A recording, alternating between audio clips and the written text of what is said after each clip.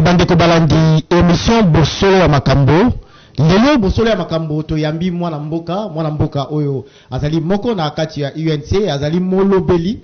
porte-parole ya UNC, kombo na ye Tochumani Kisombe, azali moko ya UNC. Mbote ndeko Tochumani. Mbote ndeko journaliste. Lelo to yambi yo mbala ya liboso na plateau na biso ya Bosolo ya Makambo. Tosolola makambo eza koleka na mboka ya Congo, politique ndenge eza kotambola. Mwana mboka Vital Kamerhe o azali mokonzi ya parti na yo azali na makala. Procès na ye tolandaki biso nyonso. Lelo yo koloba boni na sima kolanda procès oyo na ndenge ya mboto kota na makambo bapimeli ye kozwa liberté provisoire. Okoloba ndenge nini procès ndenge eza kotambola? Na pesi mbote na ndenge ya yambo na peuple congolais o bayi na kati ya ville ya Kinshasa na Congo pe libanda ya Congo po ete tozali ko assister na pièce théâtrale moko tobengi procès politique du siècle. Ezali mawa po ete biso nyonso tokolanda touti na 370 millions de dollars basusu 400 millions et to moni ndenge ministère public baye bafundaka batu na compte ya l'état babengi bango ba magistrat pe ministère public. Donc na lobi bazuzi te tokokoma kuna bango penza baponi na lolenge ya lokola tombola bwaka baponi ebiloko esengeli kaka bango bakoka kotia na moto ya Vital Kamerhe nyonso toyokaki nungu oyo ezalaki etali ndenge bainvitaki ndeko ya chef de l'état Christian Tshisekedi na compte ya Saut de Mouton oyo toyebi ke compagnie moko pe ezali kotonga bandaku pona président AI ya UDPS ndeko Jean-Marc Kabund nyonso wana toyoki yango lisusu te toyoki lisusu 15 millions oyo babelelaka ndeko Vital Kamerhe nzambe alimbisa bango muibi munene toyoki ke balongo lisusu likambo ya 15 millions wana na likambo etali programme ya bakisi balobi ete 10 millions de dollars l'état bimisaki kaka Vital Kamerhe muto ayibaki mais tokamo lisusu ke neti ministre ya UDPS ndeko Eteni azali na kati oyo wapi ye muto asalaki bon de commande à Bakissi. Yemouto a réceptionné Bakissi et puis a déclaré en na lingomba ya conseil des ministres Bakissi wane zali conforme. Tomoni lisusu que dossier wane bendaki nungu balongo lipe yango. Tozali kokoba ete dossier wana lisusu ya Bakissi. Tala batangaki bafingaki molongani ya papa directeur du cabinet Mama Amida na likambo wana la très respectueuse dame bakosela ki ke compagnie wana ezali yaye tangu toyoki siko ke nungu ezali ke compagnie wana ezali ya neveu ya chef de l'état toyoki pe ke dossier wana elongwe tozali komituna bamituna et comme lokola mo ebele ba confusion wana po ete totika kaka pamba pona kozonga na procès okolimbisanga biso ba politique towaka na modèle ya ko rebondir procès fungwami toyoki pasi pe mawa po ete mibeko tolobi toza na état de droit tolingi ko respecter yango te tosepeli ya yambo procès eleki na RTNC mais soki toyokani bazuzi pe bato bazali na ministère public o basengeli kopesa mibeko pe ko refaire respecter mibeko pardon pe kopesa valeur na mikando toko koma bango ba respecter te il fallait canal futur ekota il fallait ba TV misusu lokola ba Congo na ebite ndeko soki télévision abosenga ki permission mais bao bazwa ki permission et comme il faut ba ko sala reportage ba pimeli bango mais tout monde qui bazwa ki relais canal futur bazwa ki relais à RTNC bon diffusa ki ezali koleka direct. Merci beaucoup ngai na ko belela na likambo ndenge ni beko esengi ko sala relais na kokota soki bapesaki autorisation ezali bon sens ezali ba voilà yo sala kutu journaliste moko akoyaki na sima ba policier kolanda na bukani kutu dossier ngo pesa ko. Merci beaucoup likambo ko bukana pe akotindika wana to ko kamwa état de droit toponaki papa Félix Tshisekedi ngai na boyi kondimake yo yebi makambo ekoleka na boyi kondimake loboko na ezali sima ya makambo ekosalema mais na yebi ke na tango esengeli okobeta loboko likolo ya mesa pona koloba ete tozali ko kimisa état de droit o ekomi état de roi général Kasongo o ya panzaki biso mokolo ya invitation ya ndeko Vital Kamerhe général Kasongo azongeli penza ba habitude wana o biso to dekriaki o to bundaki na yebi sio ke bandeko ya UNC bazali o bazana ba sekelti lelo soki tembe to ko présenter bango ndeko na biso moko pasteur ba betaki na ba policier double aller au lieu kako panza calmement na descente ya ndeko Kasongo ndenge pe ba ko sala ba policier o les ali ko pesa pasi olobi ba beti ba journaliste mosusu sabukani azako tuna o etali côté procès côté droit tu remarqué que awa ministère public lisusu azali ko sala ba bengi na lopoto ba bengi yango kokende à l'encontre ya mibeko oyo ezali établi ministère public soki azana ba accusation contre mutu ministère public bato ba kolanda ngai ezali ba magistrat ezali lingomba ya ba magistrat bato ba koyoka yo pe ba kolimbola infraction ni fo ba bamba yo to ba pesa yo awa na tina na biso ezali bato oyo bango balobi ke Vital Kamerhe aibi boye elongo na mutu boye Vital Kamerhe aibi biloko ya mboka détournement de deniers publics mais biso tolobi soki yo fundi mutu tokokota na bozindo mais soki yo fundi mutu il faut otika ye azwa connaissance ya makambo nyonso yo fundi ye ezaka surprise te na tribunal nde omoni bavoka na biso ya président Vital Kamerhe bango bayebisi directement juge et tosepeli mingi na komona penza soki na mboka oyo bato nyonso ndeko touti na état de droit zuzu pe yebisaki bango procureur aza mopanja yebisi bango botala soki bozana nini te yango wana liboso bokozwa pe ba document bokota pe na kati ya mikanda ya makambo nini bofundami awa na client na ndeko nanga ezalaka bongo te batindaka pe ba avocat te batala séance tenante tangu bakosala biso yo kozwa tango nini na kotanga mibeko elobi bongo te epesi possibilité otanga lisusu mais sikoyo kosala nini okozelisa zuzi zela nanu otangi non ezalaka boye babengi yango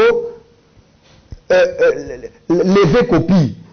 parti oyo bafundi na parti oyo efundi mikanda nyonso moko ta mosusu baza nango il faut ezala disponible na camp moko pe na camp mosusu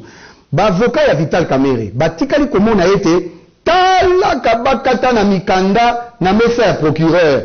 oyo accusateur mais bango bazwaki yango te alors que bakomi ba lettre bo mibale le 4 ou le 5 mai na le 7 ou le 8 na le 8 voilà ba lettre wana pona kosenga lever copie babengi yango bongo eza ba terme juridique soki pe tolobi yango te pona kosenga mikanda wana oyo eza na ngambu na bango pona bango ba mibongisa po ete kofunda mutu ezali kana tina te condamné ye kofunda mutu ezali kosembo la vérité banda ya mboka ba avocat o baza ko défendre mwana mboka Vital Kamerhe yambo bandi ma procès wana ezala le 11 ndenge bobi lever copie esengelaki bango pe basolo na bazuzi bo baket biso to amikanda ote ande place botia procès oyo le 11 botia la biso mokolo mususu poto kota na kati ya dossier bango bazaki motema moto po mwana mboka Kamerhe azaki na makambo akoloba to boni te ndeko na ngai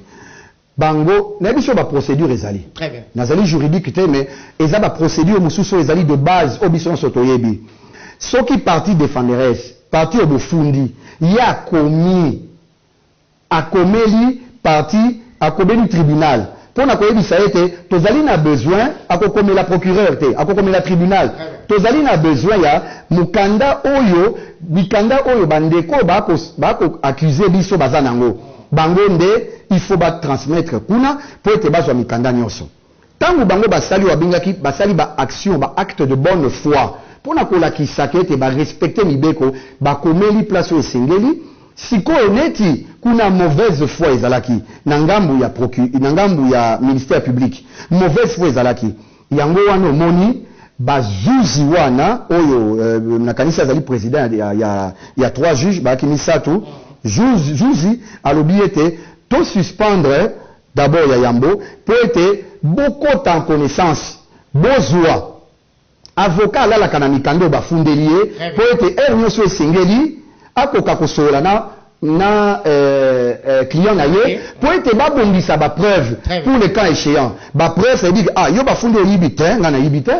nga naza nayibi likambo wana te sikoyo bapreuve eutaka na moto ya fundi bapreuve eutaka na moto oyo bafundi te mais sikoyo tala ndenge mpona kosilisa procès eleki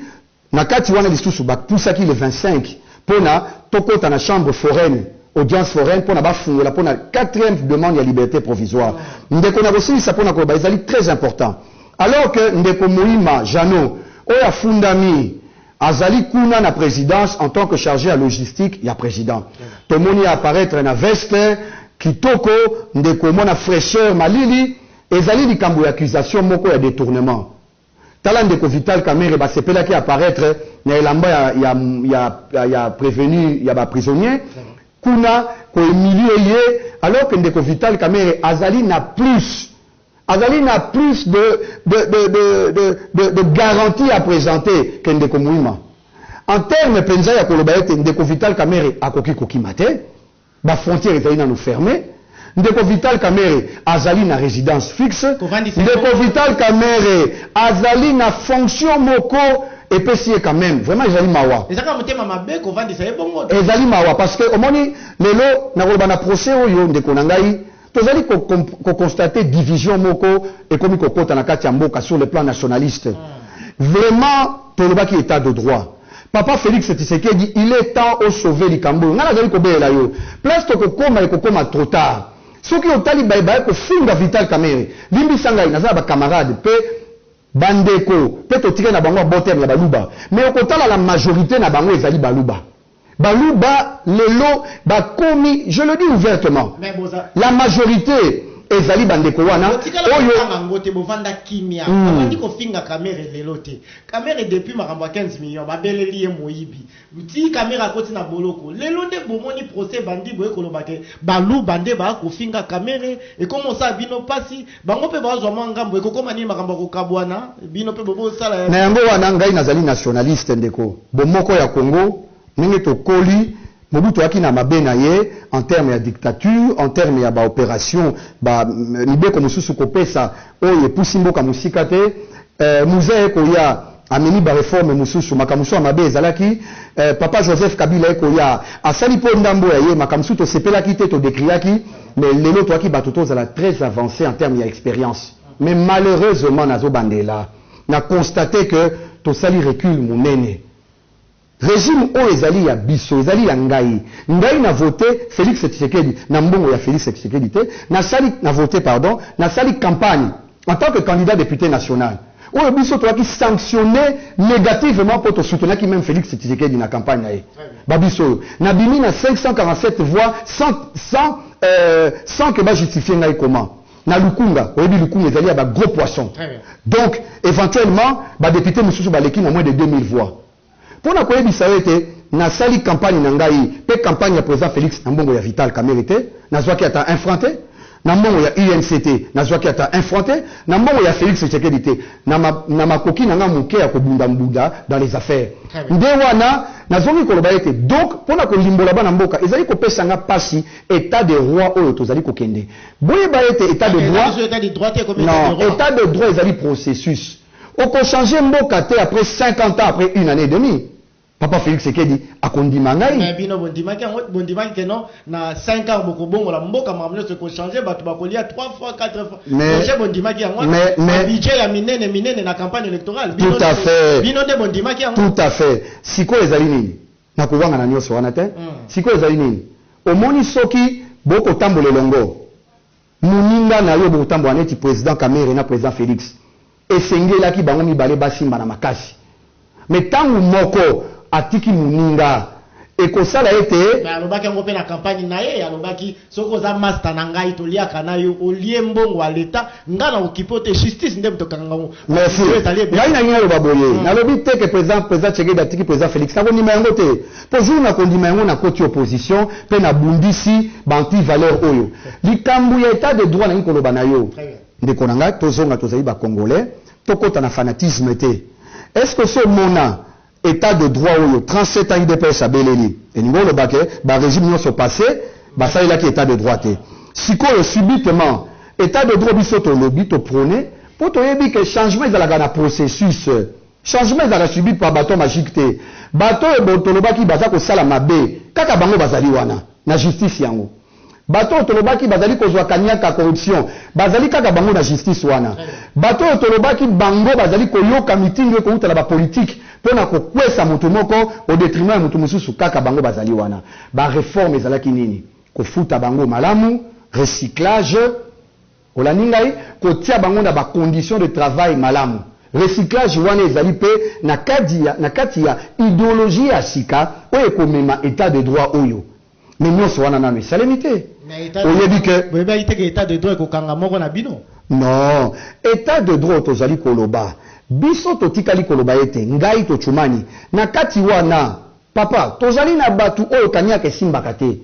Tozali na bazuzi oyo akoboya procès ezali procès de l'histoire de la réputation et la justice congolaise. Très bien. Toboyi e nayebi ke na kati wana zuzi moko akotelema mpona koloba bosolo, zuzi moko akosembola bosolo. Ndeko na ngai na bengi yango ngai nazwa ko assumer procès politique. Na tia yango na mukongo ya ba officine. Procès politique na ndenge nini po ezali moto moni moto moko te ya politique ya li l'état nde moto eluki ezongisa mbongo nango ya 48 millions. L'état ezongisa millions au Vital Kamerhe abungisi po balongoli ba mbongo mususu mbongo aso de motel longwe otangi ya batangaki mwana mboka Christian Tshisekedi na kati bandeko mususu ebele 15 millions chez de mouton 20 millions 20 millions ndeko ba maros oyo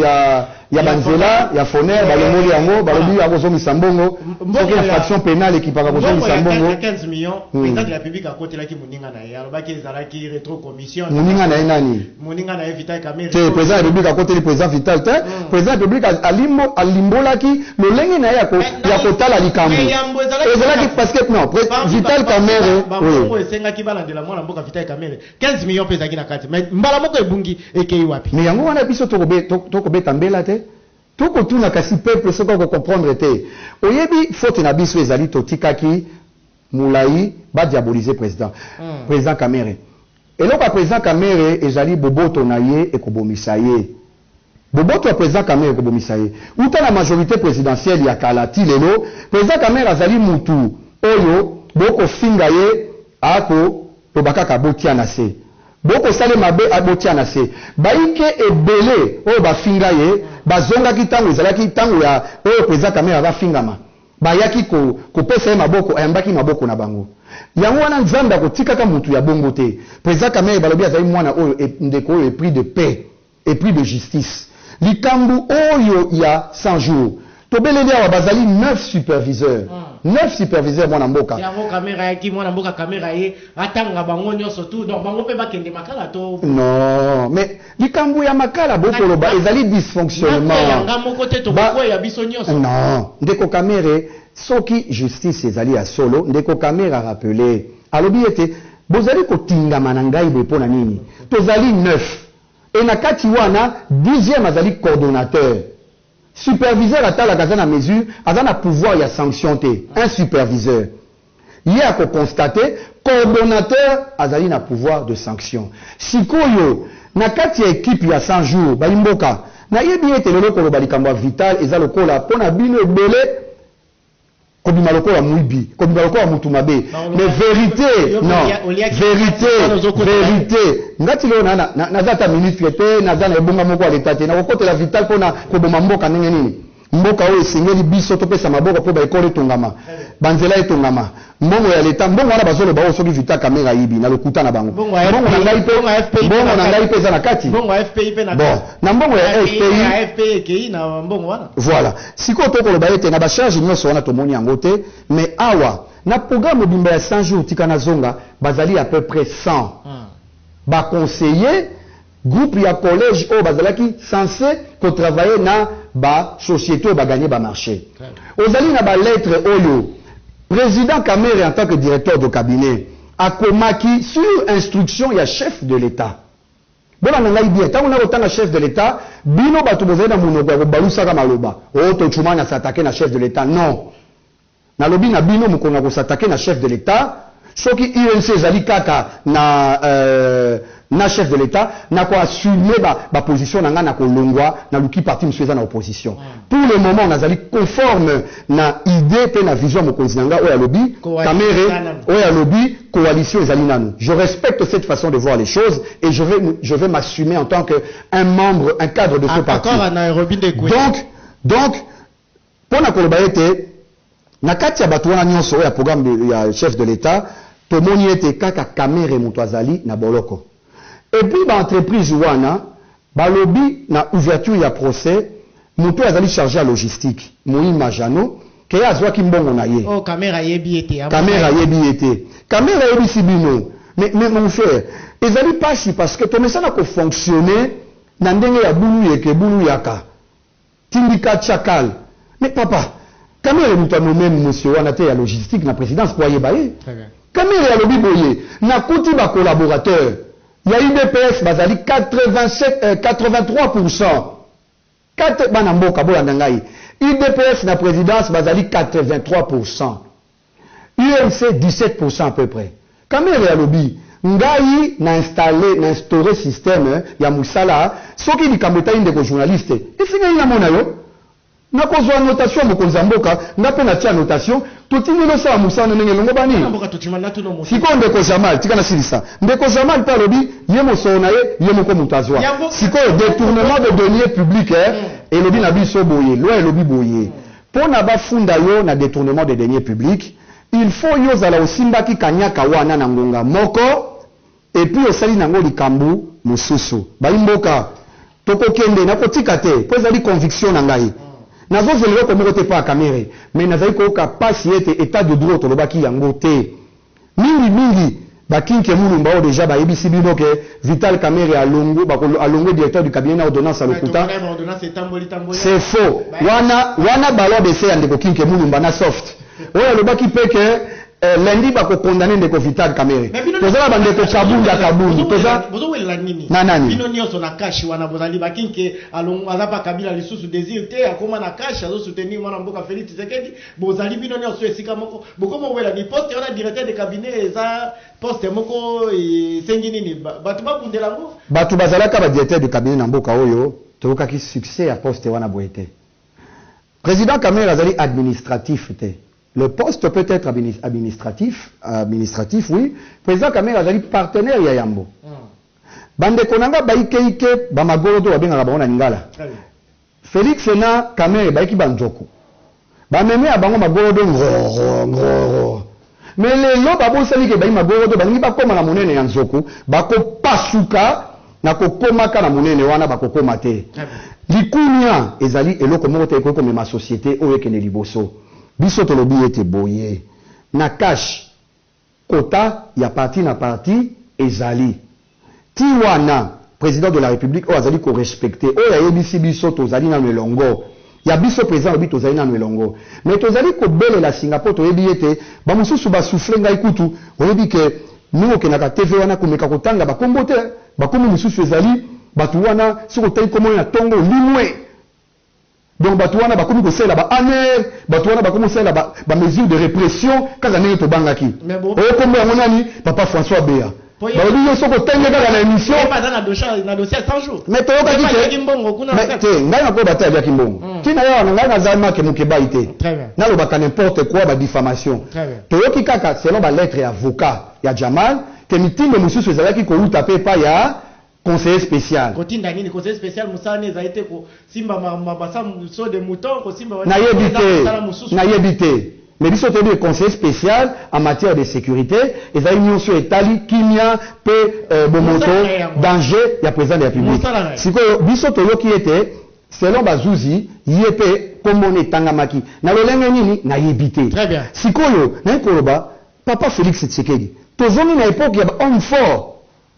tala ndenge ba intouchable bazali ko bima na régime na yo nyonso wana to ko présenter na 2023 que to kangaki Kamere pas si peu mawa yango wana biso to lobi ete na état de droit oyo biso to lingi to ko revêter très bien bande ko balobi bozali agité bino botika procès salema ndeko na ngai na mokili oyo soko yebi ndenge mboka no etambolaka na 5 ans et na 5 décennies to wuti 50 ans to wuti ndeko ezali important ezali problème mon côté 50 ans de dysfonctionnement de la justice d'une justice expéditive d'une justice à double couteau à double tranchant d'une justice à double vitesse tokoki kofanda ni ete parce que to yebi ete surtout mabato kwa unga ote kotanga kombo moko ngana kotanga kombo na te na bongambo ezali babengi bato wana ba kamikaze bazali na réputation makambo na ko ba peuple ayebi yango soki otangi kombo muto babi azali kamikaze pona ko opérer ba ya signaka azui kanyaka a signé Kombo bino botanga mais na dit que maman to ko uza utaki ko lela na monoko ya lingala mais ma contredisa qui peut pas bande ko na ela papa nana okota dossier wana te na lobi ete biso oui solo la makambo ya Vital Kamerhe to komi ko koma na suka émission malobezali ebele ya koloba mais lelo yo moko to vandi to zola na procès na ebite soko zaki na liboso ateme to kozaki na prison pour ba bengana ki bato ebele lelo Kamerhe mwana mboka directeur de cabinet ya chef de l'État a commis liboso ya ba atangi 9 personnes bazaki ba superviseur ndeko muima ndengo lobi esengela ki te ayeba ye na bomoto boye bopesa moto mbongo ya niveau wana $1 million plus oyebi ete omona ete mbongo ya l'État bozo pesa na fantôme moko boye ekosenga yo za okoyi kosala bongo. Merci beaucoup tala mituna kitoko. Ah, félicitations de vos journalistes. Nalobi, ezali opération privée. Na cabinet de Kobola Nangai Kitoko. Liboso mutoza nomination. Esengeli na ba service compétent ya chef de l'État. Totangi lisusu par exemple Papa François Béa. Il a contrôlé batora bazali nani ba utu api adresse na bango. Ezali directeur de cabinet. Tant de kozu nomination na cabinet ya chef de l'État. Ton na cabinet mususu. Ndeko nangai ezali ba attribution ezali musala ya ndeko muima il faut na mona na biwo nangai balobi yende azali chargé ya import et export soki ngai nazali na mutu ko utiliser pour import et export ndeko boni to kwei pamba boye boni to kwei na seboye est-ce que Vital Kamerhe fa bengisa ndeko wana to akotuna na cabinet tozali na chargé d'import export oui ce qui a pour bimisa na gris na bango amoni intel faire suivre ces méchants intel mbongo yango zolo ba ebele 1 million ezali mbongo Kamerhe a poni mutu to mutu wana président de la République mutanomaye donc Kamerhe ce qui président Félix a nommé mutu il faut y faire sous contrôle nango non ndeko nangai totika kozala partisan ya mutema mabe Kamerhe asali musala non pesa mbebana na président de la République ndenge ataki muima mais non moto akena mbongo ebungi mais qu'est-ce qu'on va dire bungi mais yo ki ndeko muima te ndeko muima be akendaki Dar es Salaam pa asali musala ngo siko oye bungi one uti wapi yango na tolobi boye bao ba sepeli mingi na ordonnance ya lobby na oki bato ba sepeli bate na ba Facebook bate ba panzi ba sango mabe ndeko tika ete na limbo ela bino mutema mabe ezali eloko moko musala ya l'État ezali eloko mususu administration ezali eloko mususu musala ya l'État en tant que politique to bengi na cabinet tozalaka na personnel d'appoint bato tokutaka mingi to changeaka te po bango bayebi beteli bayebi ekomeli bachangeaka bango mingi te tozali na bayebi forme ya musala oyo kokuta na présidence na cabinet yango wana omoni président Vital Kamerhe atika bandeko ebele oyo bautaka kaka sous Joseph Kabila ezali ye na aval ya mokonzi ya mboka Félix Tshisekedi donc tangu bandeko wana bazali wana bango bakoki te ata moke te bakoma lokola kotia yango na moto ya président Kamerhe akosala oyo président akotinda ye voilà bana mboka pona etali nazongi kimakinga moke bolimbisa likambo ya ordonnance elobami lobi boyebi ete l'indisponibilité rang ya directeur du cabinet oyo azali pona a protéger ba prérogative ya chef de l'État te mon frère nazali camériste ya elle dure et pure extrémiste camériste ngayo micro écran zotalanga télévision za radio te mais na ko analyser parce que na zamu tu ngo tika na bwanya na lingi na lo baboye tozalaki kutukozela ngo bandaka asamba lisusu lokola directeur de cabinet non baloba iyo bongo na directeur de cabinet merci beaucoup tunanga galon tunanga nini lokuta mukande bini lobi batangi na RTNC elongoni Kamerhe directeur de cabinet te Kamerhe bandeko bozako na ngai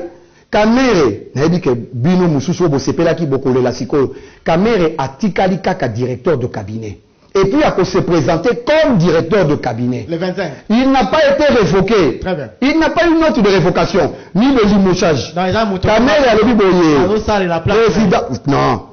Mukando eleki lobi na TV lobi boye. Préséance na administration. Na mosala ya l'État ya makomi. Kamere sikoyo un mois un koki ba constater indisponibilité que directeur du cabinet ko zonga na bureau na noté ba zui ba nommé ndeko Berande Dirkaba oyo moko ya ba 4 Dirkaba ba nommé été mais Moussala ba ponier mais Moussala zaki déjà ko sala dès que Kamere kangamaki le premier jour mutaki ko signer mikanda wana yaki na ngo Berande sikoyo le chef de l'état a tiré officiellement n'importe kaka PDG AI ad intérim PDG AI directeur du cabinet AI et à la nomination provisoire. Très bien. Ce qui est le nom du directeur du cabinet à Bini, n'est pas que dossier est vide. Il y a un autre qui a biso, bail politique, il y a cash. Autre votant qui présente ce qui dit, alors bien qu'on s'immisce dans les affaires de la justice. Mais biso to lobby était, il au président. Mais to sengi yopé, autant la été, bato mususu ba s'immisce te. Koboya na yo ko s'immisce. Keba ozali ko livrer partenaire na yo na maboko ya nkoi, na maboko ya nkosi pour dévorer. Le président de la République a s'immiscer dans les actions de la justice, mais en tant que garant papa, tala pe que directeur du cabinet na yo, nyo soit les cas na le lengi obiso tobela ki état de droit. Or sikoyo, tozali komona bantorse ebele. Yangonga na bengi procès politique. C'est comme la souka, il y a émission na biso lobby procès politique en quelques mots, les loso qui vital caméré. To kanisa tozoko ndenge ba moi comme otambo mikolo loko ba intellectuel. To ako kanisa loko ba intellectuel. Soki vital caméré bakangiye accord ya cash ekokufa bosanga na bino Nairobi ekokufa bokosuka ndenge nini bokopanzana cash ekufi 2023 mwana na ngambo na en quelques minutes. Merci beaucoup. D'abord, ngai nazo continuer ko lobande ko journaliste. Tout nga mutuna wana je connais yanyo la que les sinanenge sengeli mingite. Na bandoli ete na kokokaka jamais kokanisa soki bakangi Vital Kamerhe. Po ngai na état de droit, na makambo na moni bafundeli ya détournement. Na uti ko limbola yo, ne peut détourner loi ngai te libeko ya mboka elobi, mutu ya détourner deniers publics. Il faut za la simba ki mosolo na tango moko. Si on avait qu'on comprendre était directeur du cabinet azali ministère sectoriel était donc à ça l'engagement était directeur du cabinet azali ministère à budget à ça la liquidation ministère directeur du cabinet azali ministère à finance à ça la paiement directeur du cabinet azali compagnie et touché mbogoté donc na wana tozali sûr que bako libérer d'abord et puis ce qui a bimi toko continuer na programme oyo pardon tirana sisa na yibi mota ngomuke toko continuer na programme oyo ya ko soutenir mokonzi ya moka malgré bani ko distraire biso toko présenter tokangaki Vital Kamerhe moyibi ya 52 millions na 2023 te mboka ezali ko kufa du jour au jour distraction etikali autour ya procès à Vital Kamerhe alors que toyoki miyibi belé 200 millions toko paralyser boye to moni ke bato so babangi Vital Kamerhe azali meme ya motu te boko mema ina abattoir te sans que vérité ebima vérité yango ezali nini ezali ke ya jouer le côté pona o etikali soki Vital Kamerhe abimi bakota na ndeko na ye soki Félix alobi besengi basolola ndeko Vital Kamerhe yo tikelanga isusu 2023 bakota na ndeko na ye partenaire na ye sinon to soki eza bongo te tokomema ndeko Vital Kamerhe likolo selon makomami pe lisungi ya président Félix selon makomami ya corps ya Nairobi pona soki sawana Félix Sekedi o azali bo Christou o ya bénéficier na motoki ya Kamerhe ye pas azali prêt ya kozongisa selon Bible ndenge lobi kozongisa tour na ye motoki o Kamerhe apesaki ye po ete pa mema Kamerhe na 2023 likolo po ete ye tour wana tobunda tozo assemblée akoma premier ministre et Kamerhe akoma président na suki wana mbote mingi na mabota na bino mbote mingi na baino so bakolanda biso ya UNC totika la makasi totika la convaincu que Vital Kamerhe azali innocent. Merci mingi. Totondi bino botondi bandeko balandi bomoni mwana mboka Tochumani Kisombe aza molobeli ya UNC malobezali ebele na ebi ke tokozonga tokosolola ndenge to akolanda procès oyo ndenge za kokende totondi botondi mwana mboka Tochumani ndenge ndimi invitation na biso bandeko balandi tokutela mikolo ezali koya tozolanda procès ya mwana mboka Vital Kamerhe kimio mabota abino na ndimisami nzambe akobatela poto mona ndenge nini makambo ekosuka na mikolo ezali koya totondi bino botondi